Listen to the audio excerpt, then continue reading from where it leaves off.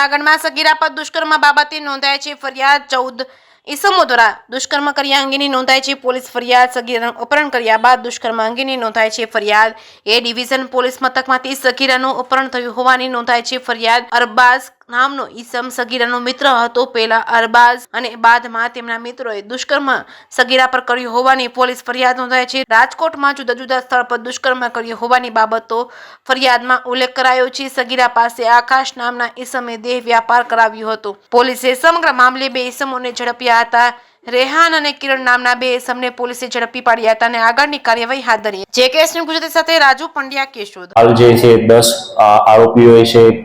દુષ્કૃત્ય કરેલું છે આ ઉપરાંત અન્ય 4 અજાણ્યા ઈસમો છે જેનું નામ આ સગીરાને ખબર નથી તો આ બાબતે એ ડિવિઝન પોલીસ સ્ટેશનમાં સગીરા ઉપર દુષ્કર્મ આચરેલું જે અંતર્ગત ભારતીય ન્યાય સંહિતાની કલમ 64 65 આ ઉપરાંત પોક્સો એક્ટની અલગ અલગ કલમ મુજબ છે કલમનો ગુનાનો ઉમેરો કરવામાં આવેલો છે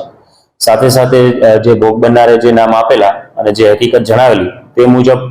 સૌપ્રથમ આ અરબાઝ સાથે તેનો સંપર્ક થયેલો અને અરબાઝ તેને છે તેની સાથે અહીંયા જૂનાગઢમાં શરીર સંબંધ બાંધેલો ત્યારબાદ છે રાજકોટની અલગ અલગ હોટલમાં અલગ અલગ સમયે છે તેની સાથે શરીર સંબંધ બાંધ્યા બાદ તેના મિત્રોને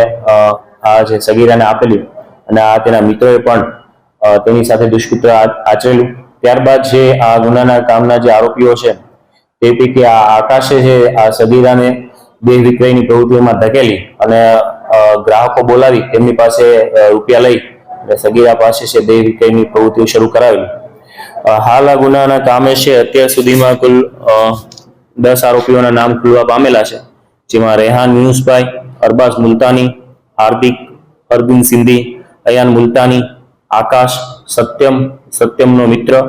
અંશુ તો આમ કુલ 10 નામ ખુલેલા છે અને સગીરાના જણાવ્યા મુજબ અન્ય હજુ 4 થી 5 શખ્સોએ તેની સાથે છે દુષ્કૃત્ય આચરેલું છે તો આ બાબતે એ ડિવિઝનની પોલીસ દ્વારા વિગતવાર આ ગુનાની તપાસ શરૂ છે આરોપીઓ પૈકી 3 જૂનાગઢના છે બાકીના છે એ રાજકોટના છે અને જે ફરિયાદી હકીકત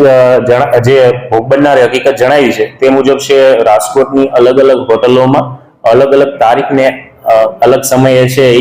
આ જે આરોપીઓ અને તેમના દ્વારા બોલાવવાના ગ્રાહકો દ્વારા આ પ્રકારનું દુષ્કૃત્ય આચરેલું છે તો આગળની દિશામાં પોલીસની તપાસ છે કે આ સિવાય અન્ય કેટલા શખ્સો સંડોવાયેલા છે અને હોટલના સીસીટીવી ફૂટેજથી લઈ અને તમામ પ્રકારના અન્ય પુરાવો ટેકનિકલ પુરાવો મેળવી અને આ જે સગીરા સાથે દુષ્કર્મ અને પોક્સો એક્ટની કલમ મુજબ છે કડકમાં કડક સજા થાય વધુમાં આ ગુનાના કામે 2 આરોપીઓની ધરપકડ કરવામાં આવેલી છે જેમાં આરોપી નંબર 1 રિહાન ઉર્ફે રેહાન અને કિરણ બિસ્ટ આ 2 આરોપીઓને ધરપકડ કરી નામદાર કોર્ટમાં રિમાન્ડ માટે રજૂ કરતા નામદાર કોર્ટ દ્વારા 4 દિવસના રિમાન્ડ આપવામાં આવેલા છે અને આગળની તપાસ એ ડિવિઝન પીઆઈ નાવ કરી રહેલ છે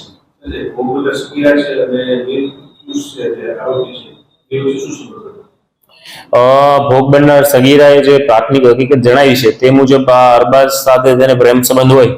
તો તેની સાથે છેલ્લા ઘણા સમયથી કોન્ટેક્ટમાં હોય ત્યારબાદ અહીંયા તેમની આરોપીને છે સગીરાની ઉંમરનો ખ્યાલ હોવા છતાં તેમની સાથે અહીંયા શરીર સંબંધ બાંધ્યા બાદ તેમને રાજકોટ લઈ ગયેલો અને ત્યાં પણ તેને તેના અલગ અલગ મિત્રો સાથે છે શરીર સંબંધ બાંધવા માટે મજબૂર કરેલ એવી હકીકત હાલ જણાવે છે આરોપી જે પકડાયો છે રેહાન એની કોઈ સંપર્ક ખરો રેહાનના જે સ્ટેટમેન્ટ છે તે મુજબ આ રેહાનને અગાઉ 20 દિવસ પહેલા પણ આ સગીરાનો ફોન આવેલો અને તેને રાજકોટ જવું હોય પૈસાની જરૂર હોય તો આ બાબતે રેહાન પણ છેલ્લા 3-4 મહિનાથી આ સગીરા સાથે કોન્ટેક્ટમાં હોવાની હકીકત જણાવે છે હાલ સગીરાના ઘરે છે શિશુને હાલ સગીરાને તેના પરિવાર સાથે જવું ના હોય તો તેમને શિશુ મંગલમાં મોકલવામાં આવેલ છે સગીરાનો પરિવાર છે તે છૂટક મજૂરી કામ કરે છે અને સાધારણ આર્થિક સ્થિતિ ધરાવે છે